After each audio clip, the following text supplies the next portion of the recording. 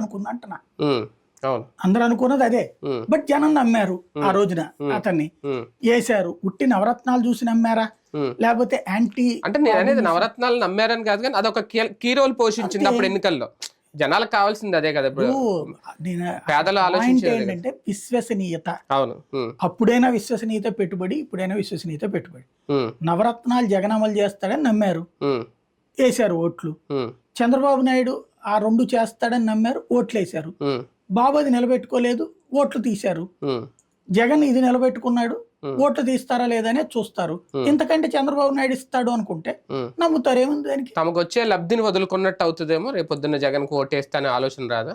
చేతికి వచ్చిన 3,000లో నుంచి తీసేస్తే వచ్చే చర్చ వేరు, వస్తుందన్న ఆశ వేరు. కానీ అవతల ఇంకా ఎక్కువ వస్తుంది అనేది వాళ్ళు చూపించిన ఆశ. లెక్కనైతే అంగన్వాడీలు కూడా ఎక్కువే వస్తాయి. అదేది అమ్మఒడి కూడా అతనికే ఓటేయచ్చు. అవును, అది ఎంతమంది ఉంటే అంతమంది. పెట్టుబడి సాయం ఎక్కువే, అటుకే ఓటేయచ్చు. నమ్మకమే లెక్క కదా. ఇప్పుడు అది ఇస్తారని నమ్మితే అటే వేయచ్చు, తప్పే ఉంది అందులో. ఇప్పుడు అన్ని పథకాల లెక్కనైతే ఇతను చెప్పిన దానికి డబుల్ త్రిబులే చెప్తున్నాడు ఆయన. 20,000 రూపాయలు రైతులకి, ఈయన 16,000. ఆయనేమో అమ్మఒడి ఎంతమంది ఈయన ఒకడికి.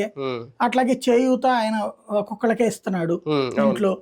ఈయన ఎంతమంది ఉంటే అంతమందికి, దాన్ని నెలవారీ డబ్బులు. ఇట్లాగున్నప్పుడు ఎవరుగా ఏమనాలా దాంట్లో? ఇతనైతే నేను చెయ్యగలిగేది చెప్తానని లెక్కలు చెప్తున్నాడు. జనం అది లెక్క కరెక్ట్ కాదు, చంద్రబాబు నాయుడు ఏదైనా చేసి ఇస్తాడులే ఈ దఫా నమ్మితే అటే వేస్తారేమో తప్పు.